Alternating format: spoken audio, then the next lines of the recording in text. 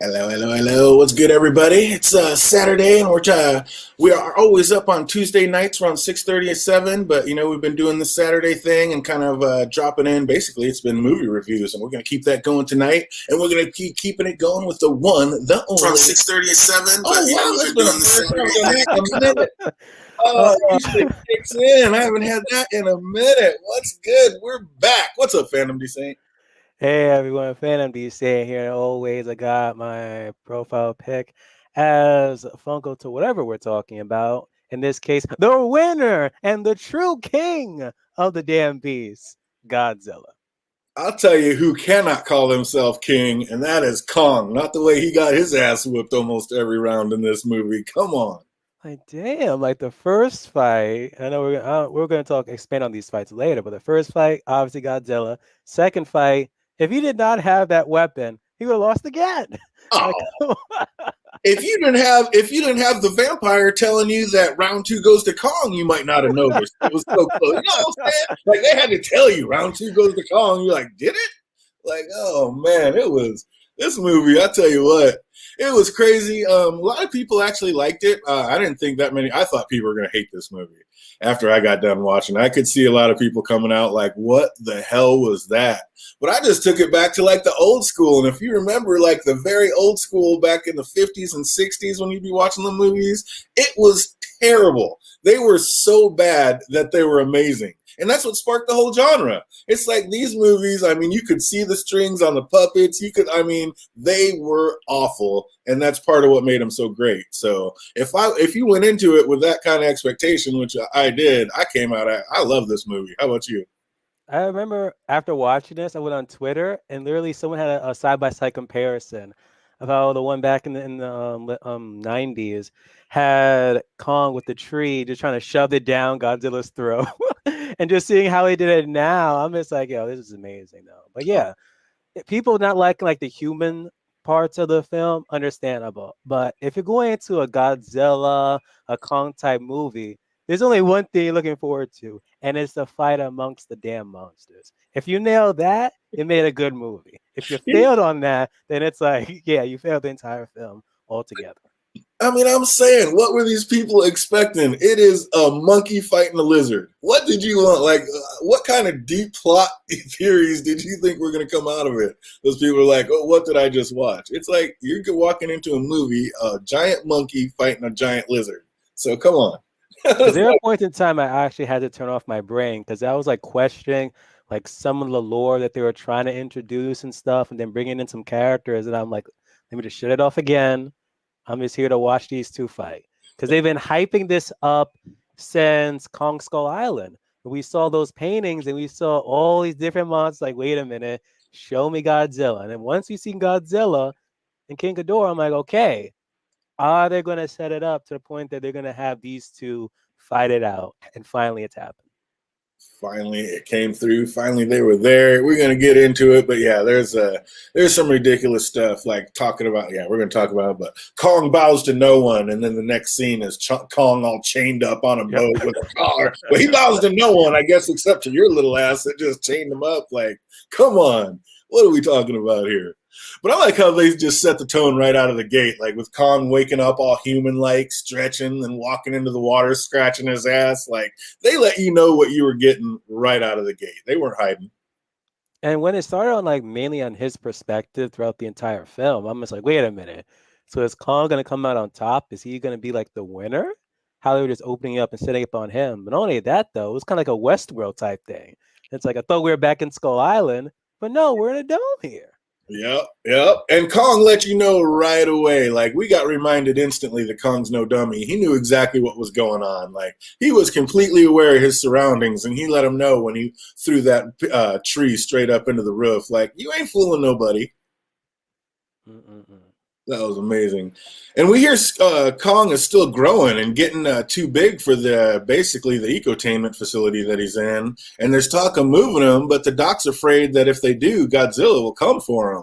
And there can be only like it's a there can be only one type situation. So it's like she's kind of between a rock and a hard spot. Mm-hmm. And I thought that by this time he would stop growing before coming into this film because I remember that earlier they were like, oh, it was Skull Island, they were like, oh, like he's still young and he's still growing and stuff. So I thought by the time this film happened, he's like fully grown. But then when he's talking about, oh, he's still growing, I'm like, wait a minute. So like, at what point is he gonna stop growing?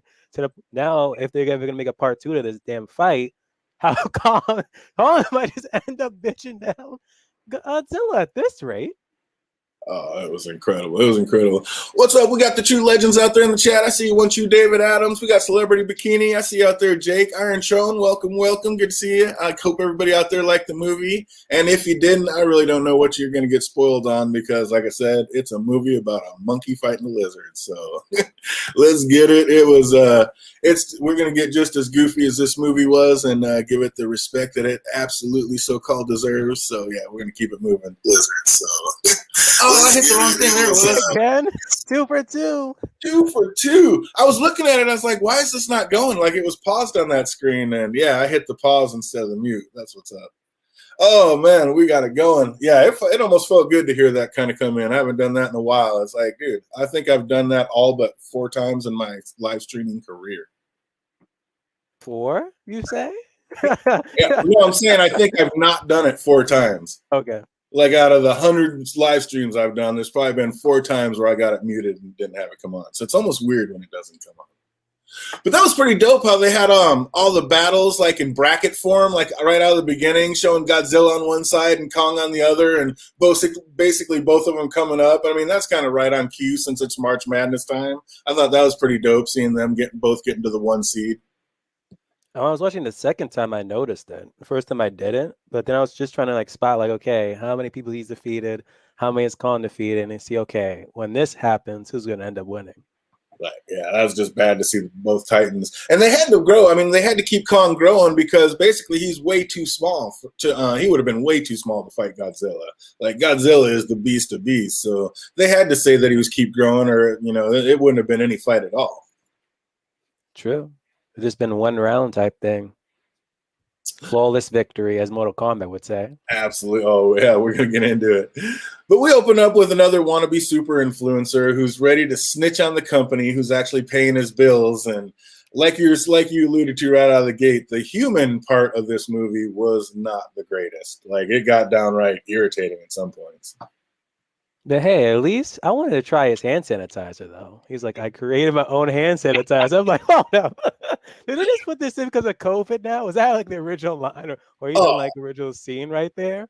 It did almost seem, like I said, with the March of Madness and the COVID hand sanitizer, I mean, it did seem like they adapted some things just to the times. Like, yeah, that was the most ridiculous sham job ever to get a fellow employee away from the computer. I was like, are you kidding me? This was his plan and it worked? It's like, come on. But it worked, and he gets to download his files of proof that the company is up to something shady. But it was long. That guy had to take a number 2 because he was going for that long for him to get all that information.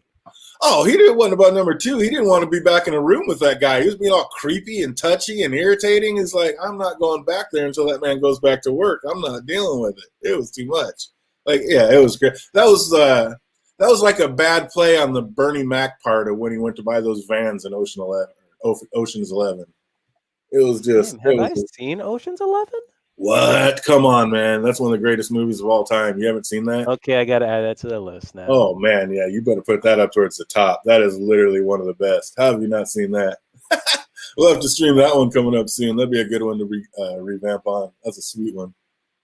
But yeah, he was the worst spy ever. Like, he hears one noise and instantly puts his hands up in the air. Like, he was, I don't know. And then he totally left without covering any of his tracks on the computer. I'm like, I don't even think he even took his flash drive, honestly. Like, at what point, like, all that information you got, I'm like, did you take the flash drive? He did, because he showed it to the little spoiled brat later. Okay.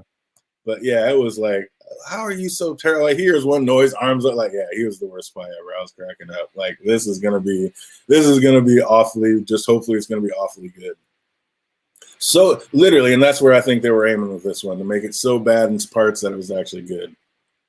But the warning alarm sounds, and we find out that Godzilla's on the way, and Godzilla is always wrecking shit. Like, he was shooting down government planes, making them crash into crowds of people. Like, they wouldn't dare try to turn him into a hero later, would they? Like, he's obviously a true menace to society.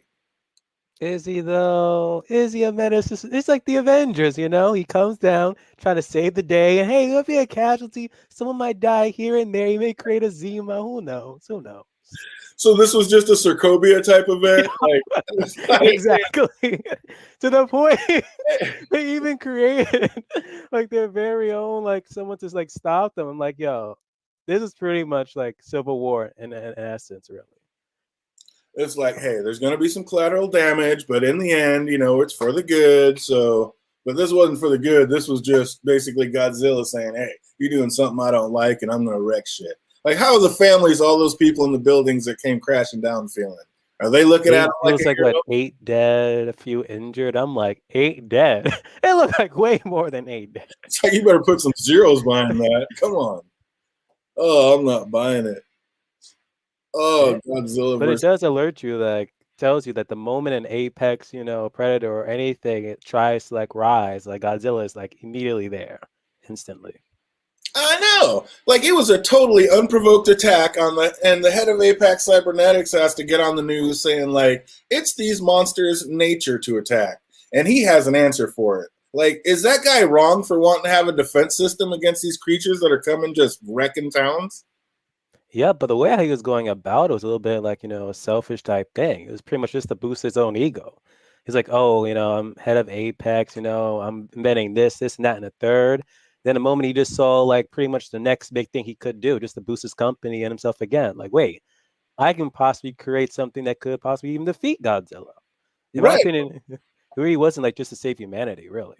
You don't think so? You don't think it was more of a Tony Stark situation, just trying to put a sheet of armor around the world and trying to protect themselves? Like, he wants to be the alpha. He knows there can be only one, and he's tired of having, people dying and buildings getting wrecked and planes getting knocked out of the sky. It's like, we need something that can take this thing down, so he keeps ruining our way of life. Nah, more narcissistic to me. I think he was the hero. I think he was the hero of this movie. But next we get one of many obsolete human scenes, and like we see little Madison has grown up to be quite the little brat. Like, she had a lot of nerve showing up at her daddy's work just yelling and screaming at him about some stuff she heard on a conspiracy podcast. She should stick to Stranger Things, damn it. Another character, I'm just like, why is she here? Like throughout the entire film, I'm like, do we really need this? Just to spy on the enemy? Oh, Like we could just got like the enemy by himself in the traditional, oh, here's what the villain's doing, here's what the villain's doing, but no, we needed some eyes on it. And it was through her and the other kid from Deadpool too. I'm like, really? Is what we're doing? I did not even realize that was a kid from Deadpool 2 until you just said that. That's amazing. That is awesome. I was like, what is going on with this? That is ridiculous. But Walter finds Eric from True Blood. So basically, we've got vampires and King Kong going, who now has a beard and shows basically this guy wants to show off his new rhino ships he had built. And Nathan says that he has a crazy idea. And Walter's like, oh, I'm totally into cray cray. So these guys are going to be best friends, it seems. And again, like, this was just a completely pointless human scene. Like, they could have just showed up and been like, yeah, these are the ships we built, and cut that whole thing out. Like, We need an explanation on why they put that stuff in the opening credits. Because watching it a second time, like, oh shoot, so they did mention about his like brother and stuff. Because at one point I'm watching this film, I'm like, wait a second, all this stuff in that article, like, did they just literally create this or something? Like, how long was this there? But then they kind of explain what his little brother type and crap. I'm like, okay, so it makes sense. Let's still hurry up. Let's get on to the fight. right, exactly. Like, it's almost like they did it just so there was actual like voiced lines in this movie, just so it wasn't a complete silent movie. Because I wouldn't be surprised if there was even like more dialogue and stuff and plots in this film until they realized, okay, we're probably gonna like lose even more people, so let's just hurry up and chop stuff down. let's just cut it. Absolutely. We don't need no Snyder cut of King Kong Godzilla because that'll be like 3 hours more of this plot extended. Oh, please don't, unless it's more 3 hours more of just the monsters fight, and I can get down with that. But Nathan goes to Eileen with this crazy plan, and even though it's exactly what she needs, I mean, she's already said that, been told Kong's getting too big for this place. He needs to find someplace else. This is exactly what she needs, a reason and a way to move Kong, and she's going to act like, oh, I don't know, maybe. Okay, but I'm totally in charge of everything. I was like, what the hell, man? Like, oh, the writing. I just love the fact that she's known as, what was it, the Kong Whisperer. And then a few scenes later, she didn't even know Kong knew the freaking sign language. I'm like, what? You know what You're I'm telling me saying? how long you've been studying this guy and have not observed him speaking sign language to the deaf child? I'm like, what are you running here?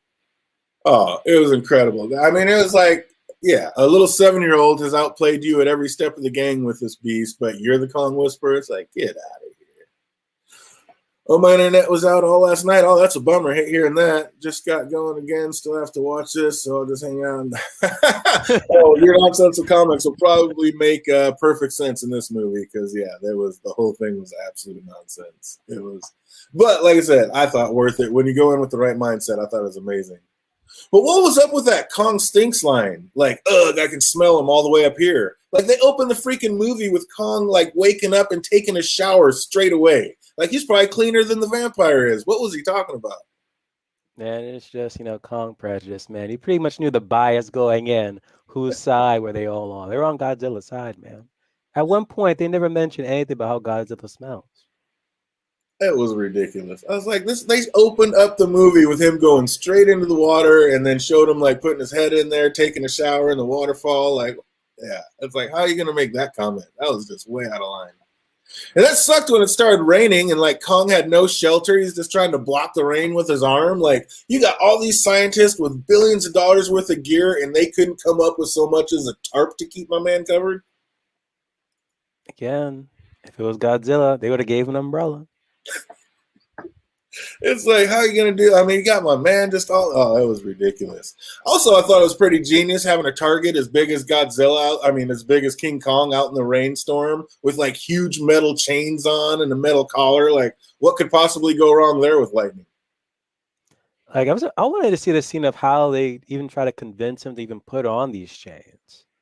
That's what I'm saying. But Kong bows to no one. But you're able to like chain him up like this. I'm like, what? Are you kidding me? Are you kidding me? I'm like, oh, it was unbelievable. Like that's that's what I'm saying. Like, how did they get Kong to go along with this? Like Eileen tells that military man, Kong bows to no one. Yet the next scene, he's all chained up with a collar on, getting pissed on with no shelter. Like that was not too kingly to me. It was ridiculous. But round two is showing what a spoiled brat little Madison has grown up to be. And her friend basically like steals his brother's van for her just for her to instantly talk shit about it while simultaneously grabbing the keys saying, my mission, my wheel. I'm like, who is this little shit? His own purpose is pretty much getting that car. And then later on within this movie, 2 scenes. Other than that, pointless. Absolutely ridiculous. Yeah, he may not have had the shower gel, but he was using a good guava berry. He got the guava berry shampoo. He was making himself smell right. That's why it was so out of line. I was like, dude, Kong's smelling better than the vampire is. What are they talking about? That was ridiculous. So we're being sponsored by a guava. And then to top it off, little Madison says, are you coming or not? It's like, you think you can just take the van and do as you please? Like, he brought this trying to help you out and you're just going to steal it from him? And then he's like, yeah, I'm coming, but the door's stuck and it won't open. And instead of helping him open it, she just peels off. And he has to like jump. I'm like, oh, I hated her right out of the gate. I was like, who is this spoiled little brat? It was ridiculous. I'd have grabbed the keys and been like, I'm getting the hell out of here and going back home. You're ridiculous. I can't remember in King of Monsters was she the same way. Then again, it's like 5 years later. And I guess, now she's like not spoiled, excuse me. She's like, a regular angst teenager. So it's like. She's spoiled rotten. Showing up at her dad's shop when he's sitting there trying to save people, just screaming at him because she heard some wonky shit on some crazy freaking podcast. Like, come on. Get the hell out of here. Go home and do your homework. Are you kidding me? Don't you have homework to do? And even with the talk of whiskey, the next scene could have been completely deleted. Just tap water. Like, hey, I needed to know that. Ever since like seeing that scene, I can't look at tap water the same again. I'm like, are they mind controlling me? Oh, is that how I get down on movies like this? It was absolutely ridiculous. Oh, but I loved it. So now they know that Jai can communicate with Kong after he lets the cat out of the bag. And Nathan wants to use her. And I'm like, what is this little girl even doing on this dangerous-ass mission? Like, much less ask her to go any farther than the boat ride. Like, are you kidding me? You just grab this 8-year-old little girl and like take her on dangerous ass missions. And that's why I kind of wish that from the beginning, have like again explore like that the little girl is like more of the Kong whisperer, and this is why you should bring her along. Like they could have easily just like left her somewhere else, but no. But it's good to know like Kong was pretty much like raising the kid like after like her whole so pretty much her whole community just died from like what was it? It was I think it was some type of like tsunami or something with like some type of like water catastrophe that happened or something like Yeah, I have that. to rewatch that one. I don't even remember it. But yeah, the fact that she's the sole survivor. Hmm. And then Colin, yeah, of course, he's got to keep an eye out, but she should not even been on this boat. Like you already know Godzilla could come at any time, and what happens, and you're gonna put this little girl in danger like that. Like they're all, but the doctor, they're all bad for that. And of course, who comes but Godzilla, straight up coming for Kong, who's still tied up, and like it was a pretty sweet little tussle, but Kong has zero fighting skills in the water. Like he's down to his last freaking boat, and he didn't want to lose Jai, so he had to go along with the plan and play dead. But he pretty much, whether he played dead or not, he lost round one. Like Godzilla basically let him know right out of the gate, like you ain't got nothing on me. After seeing this film, I'm like, okay, I really need another film, Godzilla fighting in the air and winning, so we can say in land, sea, sky, Godzilla's the strongest. Yeah, That's what I need. that was the other part. You see him later, they're like, "Oh, we're gonna play dead, and we're gonna just fly him out of here." What is the difference between helicopters and boats? You're gonna turn stuff on and get Kong moving. What is the difference? Like they're not. He's like Godzilla's not gonna notice helicopter noises like he would the boat noises. Like get the hell out of here! Like what? How did that make sense? They didn't. That was just ridiculous. But Bernie and Madison has known each other for all of an hour. Like, how did those two, like, how did the podcaster and little Maddie already have their own private little handshake and like clever little hand slaps and stuff after knowing each other for like 20 minutes? It doesn't make sense. Even the kid from Deadpool was like, "Wait a minute, like how already you guys have a handshake?" Like either like it's honestly they should have just like at one point when they're editing down this film they could have been like, "Wait a minute, let's actually like in post production or whatever include a scene like she actually been in communication with this guy or something. At least be like pen pals, but not like actually know like who they are and then like, oh shoot, you're the person I've been talking to this whole time." But Right. no, not at all. But no, they're just going to meet, talk for 10 minutes, and then be able to do a fucking 30-second handshake and be all clever with it. I was like, this is insanity. And can you please tell me how this billion-dollar company working on top secret mega alphas has the absolute worst security on the planet? Like the Scooby-Doo crew was able to just wander wherever their little hearts desired through that place. Not even that though. When they did like that first tech with Mega Godzilla, and that Crawler was like going after one of them, or both, or pretty much all three of them. Like no one noticed. Like it was like following something Yeah, at everybody was all. chasing it. Yeah, it I'm just like, what is wrong? Like again, the security. I guess when you have all that money invested in Mega Godzilla, you don't have enough for security. So it's like, you got to sacrifice the budget somewhere. Speaking of sacrifice, little Maddie had the worst survival skills ever. Like the two dudes bounced as soon as they saw that monster trying to break through the door. She's just gonna sit there and stare at it, like, what is that? And then it gets through, and then maybe I should start running now. I was like, and then And it's just fall. weird because literally a few seconds ago, she pretty much tells us, the audience, what in the world were in those eggs. So it's like you don't expect like something's gonna come out. You know Like, what's coming. What are you doing? What are you doing? Like just gonna sit there and stare. Yeah, her survival instincts were awful. But finally, somebody's coming. So of course, the fearless, nosy Nancys have to find a place to hide, and of course, they choose the exact pod that's about to get sent into the Thunderdome. Like, what are the odds there? as opposed to the elevator they just came inside. But it's all right. Yeah, exactly. But we found out there's like a super speedway tunnel that these pods travel around 700 miles an hour through, and I was like, now that's my kind of travel. Can we get that in some real world? Nah, I can't afford that because I'll be to work way quicker than normal. So I'm like, yeah, we don't need that. Oh, I don't even need to jam to Hong Kong. Just can you get me from Washington to New York and back, like or Florida? Let me jam just through the states that quick. That'd be amazing. We need that. But then you'd start crashing into all those underground government hideouts. And then you're really gonna see Mega Godzilla underneath the tunnel. Right? Then he's really coming. But speaking of travel, what was the difference of like I said, going to a boat, going by helicopter? I thought that was goddamn ridiculous. We already know Godzilla can fly. He would have just swatted them helicopters out of the sky. So what was the difference about that? That was so ridiculous.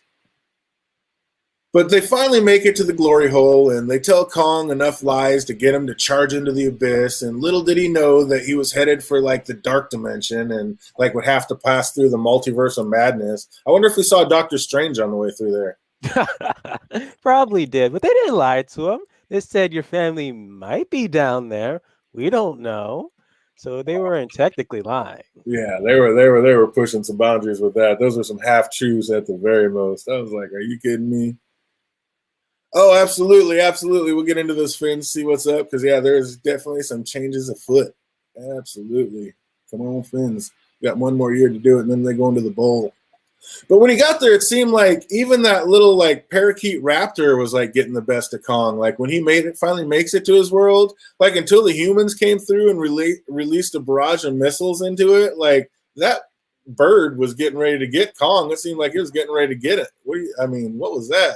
This new place. That's why we just call him Kong. We don't call him King Kong yet. He still has more growth to come. First, he took an L from Godzilla. He comes to his own place, and already off the back, he's losing. A little parakeet. Come on, man. Come on. They gonna let this little bird get the best of you. I mean, he got him in the end, but not until we dropped some missiles on it and like let him loose. Like, man, the humans had to save Kong a few times. Like, was this just like the revenge plot? Like he saved our butts and now we had to save his? Tragic. That was too much. And now looking at the end of the film, it makes sense why they followed him back to the Hollow Earth, because it's like he can't handle the Hollow Earth by himself. Just leave him there by himself, he's gonna die. That's why I was like, is he even gonna be able to survive that place? It's like them little birds are gonna get him. What else they got living down there that's gonna take him out? A little bit more after that, we kind of like see as like they're just like zooming in, like some type of crabs or something else just comes out from the earth. So I'm just like, hold up. Like there's just a whole bunch of creatures in the Hollow Earth that is like you just don't want to mess with, probably. Oh, that's ridiculous. And speaking of ridiculous, back to the Scooby-Doo crew. They finally make it to Hong Kong, and everybody in receiving must have been on a lunch break because they just walked right out of the pod and into the Thunderdome like nothing. Like nobody saw nothing. I was just like, how is this happening? And then it's like time for demonstration. Like, hello, big boy. What'd you think of old Mecha Godzilla? Love it. Dude, I'm all about it. I'm like, hell yeah, you got these big ass monsters down there. Let's build something that can take them down. He's like, let's get that protection. I'm all for like Iron Man Godzilla. So that's why you're saying that's Ultron, damn it. Oh my gosh, you just need what's his name? David, is it David Spacey or who did Ultron's voice? Or it wasn't Kevin? No, it was something else. Oh my gosh, I'm like blanking. James Spader. James Spader, yeah, there you go. Here we go. James Spader. I was like, oh, total mind block. But yeah, exactly. They're bringing it in. And then we see little Madison we already saw she had next to no survival skills. She just got scooped up until Mega Godzilla saved her. So he's already a savior in the movie. So how could anybody be mad at Mecha Godzilla? He already saved the little girl. What do you want from the man? Or the machine? All part of the act. Oh. But back to Paradise, and Kong found that hidden castle pretty quick. Like, how did he know where to run? It's like old girl even said, he seems to know where he's going, but yet he'd never been there. How the hell did he know where to run off to like that? Instincts. That's what I'm saying. It had to be instinct. Oh, that was pretty dope when he found that ancient axe and grabbed it like Excalibur and like gave out that kingly roar. That was pretty dope. I want more info on this damn axe, because it's like it looks like resembling a scale off of Godzilla. So it's like the Godzilla had to be 1 point here. Did he have his own people? I don't see like a missing scale from Godzilla. Like I got to get a Funko Pop just to check all those scales and like was something missing. Absolutely. I know did you guys see it when right before he ran into the glory hole, they had the Night King and his 7 boys up there on that hill? Did you see him? You didn't see that man up there on the hill looking down like he was ready to swoop. That's what actually made Kong run into the glory hole. He was like, "Oh, I ain't about to mess with this. Hell no." I did not see No. that. Oh, y'all got to do That's the why you got rewatch. the shirt on. Y'all didn't see that? Y'all got to rewatch it. That was dope. That was one of my I favorite cannot parts. tell if you're joking. Oh man. But Kong found and sat on that throne, and like, I don't know, I just didn't feel like he quite earned it to be able to sit on a throne already. He's gotten his ass whooped almost in every battle so far. I was like, you gotta earn that. But back at the Apex, and Hong Kong and Godzilla is on another killing spree. Or back in Hong Kong and Godzilla's on another killing spree. And down in Kong Castle, another spoiled brat decided to show her true colors. And it's like, my daddy gets what he wants. I was like, oh, here we go again. Hey. Isa Gonzalez, that fine ass, is the only one, only adult I give a pass card in this damn film. At least she actually did what she was set out to do, and it was get that damn sample, give it to her father. Mega Godzilla's working, brilliant. Then Yeah. Godzilla killed her. I'm like, damn it. Well, yeah, that was the not brilliant part. Like, this is Apex property now. And then has her men draw guns on two unarmed women. Are you kidding me? Literally, an unarmed woman and a deaf girl. You got a whole army, and that's who you're pulling your guns on? Have you lost your mind? I was like, yeah, this isn't going to end well. Hey, I give the pass card to Cersei, and now I give it pass card to her. It's like, yeah, that's a hell of an ass. Yeah. Oh, man. I mean, that did make it all the more pleasing, though, when Kong just snatched their ship out of midair and smashed it with his bare hands. I was like, yeah, there we But he go. was smart enough to like check the ship just in case if anyone he actually either the girl was on there or not. Then he's like, okay, I'm gonna destroy it. Yeah, like, you can go. And I'm like, how can you have this like brand new energy source that nobody knows about? Everybody's saying we need to like study, but somehow you just put it in a machine and all of a sudden you can instantly like duplicate it on the other side of the earth. Like, how's that work? I don't know either. At one point, I was like, wait a minute. So they're not taking it back; they're just scanning it. And Yeah. I'm like, that's interesting. At Like, that point, you should just honestly just kept your mouth shut. You could just have the thing just go there secretly, take the sample, mind your business, and just go walk right back to Earth. yeah. Like she could have survived. Yeah. It's like, what? And what do you think? It's like, what are you doing? Like, oh, we're studying it. That's what you just said. We need to study it more. We're studying it. Yeah, studying it, replicating it, and shooting it back to the other side of Earth, Wi-Fi style. I was like, what? Like, that was insane.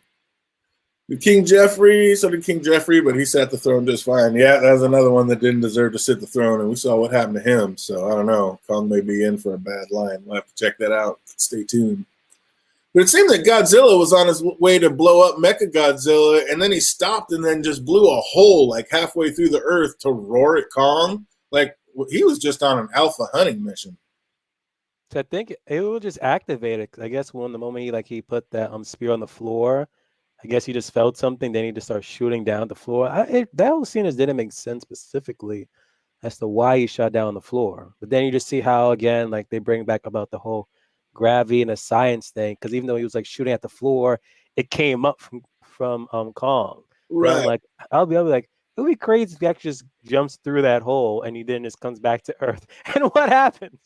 Just that.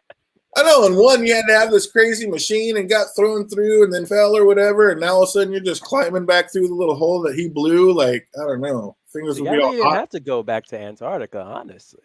I could have just gone, just dig a hole anywhere, really. Yeah, That's my question as exactly. to like why it specifically had to be Antarctica.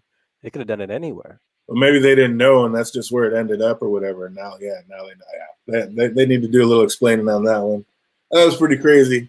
But the Scooby-Doo crew finally got discovered after Bernie realizes what a dope DJ booth that room would have made. And I was like, oh, that's a cool shout out. I like that. First thing he said that didn't annoy me. And then I like that look that Zilla gave Kong when Kong roared at him. He just like half turned around and was like, you talking to me? I was like, I know you are not roaring at me. I was like, oh, it's about to be on, dude. That was so tight. Indeed. Then round 2 happened, and even like though Kong won, it's like, did he win? No. Yeah, exactly. That It was seems kind like of it was almost like a WWE Last Stand match. It's like whoever gets up first before the count of 10 wins, and that's what pretty much happened. absolutely, because it was definitely the main event. And I always wondered how Kong was going to counter Godzilla's halitosis ray. And now we saw he just used the axe to block it. So I was like, that's basically, I think, why the axe was even in here. because he was like, how is he ever going to block that? He needs something to do it. And boom, that's it. Just get a ray that actually sucks it all in, or get an axe that sucks it all in. But Pretty the much saw Infinity War and see how Thor did, and he was like, you know what? I know how to win round 2. right, exactly. That's how he got it. And like this battle was definitely the highlight of the movie, and it seemed like hand to hand, like Kong actually did have the upper edge. It's just Godzilla has too many extra assets: the tail, the halitosis throat laser, like incredibly thick scales, like. And he was spamming that damn laser too, like in the second one. What's that? In the second round, he was just spamming the laser because I think in the first round he hardly used it. Mm-hmm. Then the second round, he was just spamming that. He was just like, okay, I gotta hurry up and defeat Kong because they're creating something over here. Yeah, like his throat never even got sore. He just kept it going. Like he just kept reducing. I was like, God dang, isn't their throat sore yet? You like give it a break, but not even close. And like, yeah, Godzilla definitely has the size advantage. So Kong's just at a disadvantage this whole time. But he did have some sick evasive skills trying to dip away from that laser. Like when he was dipping around buildings and up on top and over, like he was juking. Miami or Rocky. Oh, he was better than Walter Payton out there. You kidding me? He was dipping. It's like, you are not catching me. And just like Nathan said, looks like round 2 went to Kong. But then after the epic battle, we get like just this other throwaway human scene with the Greenpeace wishes I was one of them. Like, what? What? That seems so out of left field. Talking about Greenpeace wishes they had me. Like, actually, I work for you. You wouldn't notice. Like, I get they were trying to make it funny. It just wasn't. It just wasn't. And then we get another bratty outburst from Madison, but I actually liked Walter's response to her. Like, if you mean did I single-handedly create a defense against the monsters, then yeah, I'll wear that title proudly. I was like, shit, I would too. Nah, because what happens? Everything pretty much mankind creates will inevitably turn against them. It's like what Ultron said, Oh man. Well, I mean, you can't be mad at Elon Musk if a Tesla just turned into like Robotron and turned around and ate him. Like, I mean, he's just doing what he can to make the world a better place. And ended up, he didn't feel like he had time to do the necessary studying on this that they needed to. They need to get this machine up and running, and yeah, it kind of backfired on him. What can you do? And they even warned him. He was like, maybe we should wait. He's like, no, hurry it up. And what happens? Dead. He went straight billionaire mode on him. He said, I'm not trying to listen to you. Get your ass back in the pod. Like, what? It's like, hey, I'm going to die. He's like, get in the pod. Put on the helmet. I'm like, okay. Oh, man, that was ruthless. But Godzilla shakes it off, and he's ready for round 3, and they duke it out for a bit until Godzilla gets like a bite on Kong's arm and dislocates it, and that was pretty much it for Kong. Like, he knows he can't fight with only one arm. A beat down round 3. I'm like, that was like a competition there. The moment you just flinged them over and just scratched them up, I'm like, okay, man, chill. You're actually gonna kill him now. Oh, dude, yeah, the outcome was inevitable after that. Like, he can't fight with only one arm, and like Godzilla just triumphantly puts his foot on Kong's chest, like Kong's forced to concede. Like, that was sad, but from what we've seen throughout this whole movie, it's like you got some learning and some more fight skills to try to get, because you're getting your ass whooped almost at every level. Like I said, even the parakeets from his world were whooping his ass. Mm-hmm. But of course, all the scientists wanted to study, like we were saying, that new power source. But Elon Musk just said, shut up and put the helmet on. So, of course, the power source can't be contained, and this fries the helmet and the pilot wearing it. And, of course, predictably, Mega Godzilla is now running on its own free will. And no Godzilla... on me. What's that? No strings on me. Exactly. And then Godzilla does his best to battle this monster machine, but in the end, he is no match for the mech. I mean, he's getting his ass whooped. Right. At one point he was like, "Oh, he's equal to Godzilla," he said, but now he's the alpha, superior to him now. Exactly. Like, damn. That's what he said too. He's like, no, he's not his equal. He's his superior. Like, absolutely. But Kong is dying, and the vampire gets an idea. He's like, he's going to use that new heave to jumpstart Kong's heart back into action. And hey, it actually works. So was that just like a genius plan, or just absolutely ridiculous? I mean, it was genius, but at no point in time in the film mentions like it could power up Las Vegas. So it's like, interesting. It's convenient. So which would be just enough to jumpstart our big monkey's heart if we needed to. So yeah, that might come into work later, and of course it did. And Josh signs like a half tear-felt speech, and then high fives Kong to get him back into the fight. And just as the mech is about to land the fatality blow against Godzilla, Kong arrives just in time to rip his head back. And it's like, yeah, here we go. And the battle continues, but not even like the two of them together seem to be strong enough to take down the mech. Not until Scrappy gets the brilliant idea to pour Bernie's whiskey all over the controls to like short circuit the mech. But I was confused. Like, it seemed to stall him out for a second, but it kept fighting. So did that work or not? On the second watch, it did work because even that quick second of where it was glitching, that's when Godzilla decides to, fire, his ray at the whole spear so we can fight him. So if I guess it wasn't for that short circuit moment, Kong probably could have been dead. So surprisingly, at that one point, the kid was worth something. Get in the car and spilling the alcohol. Other than that, why you here, kid? Oh, man. So it did work out, and Kong and Godzilla get to Wonder Twin activate their power up and got Millionaire to fire up, and Kong's able to chop the mech to bits, but I don't know. Then I love the fact that he did do the Kong finishing move and ripped the mech's head off. That was pretty tight. It was like, why didn't I don't know. Was it just not charged? Was Millionaire not charged up enough to do that earlier to like Godzilla? Like, why didn't that work on Godzilla if it's working so easy on the mech? That's the thing. He did not charge it completely enough, probably. Millionaire needed some more lightning. I kind of wish that mega fight would have lasted a little bit longer, or probably had Mega Godzilla even like a little bit more in the film, maybe. Because after that, when the fight began, I'm just like, it was like 20 minutes left in the film. I'm like, okay, how long this fight's gonna last? They last for like 10 minutes. I'm like, damn, it should last a little bit longer. Yeah, I think they ran out of green screen budget. It happens. Yep. Well, we see the chaos of the aftermath, and somehow little Madison finds through thousands of people, she runs into her little daddy, and she introduces Bernie as the man who saved their lives. Like, what did Bernie do to save their life exactly? He had the alcohol, DJ. If there was no alcohol, you would not be able to save them. Oh, my God. So once again, whiskey saves the day. Whiskey saves the world. Oh, my gosh. You must have loved that. Oh, everything about it. Yeah, the DJ shout-outs, the whiskey shout-outs. I was loving every bit of it. But yeah, I love how the dad even told Josh to shut up. I'm like, that's what we all been saying throughout the entire film.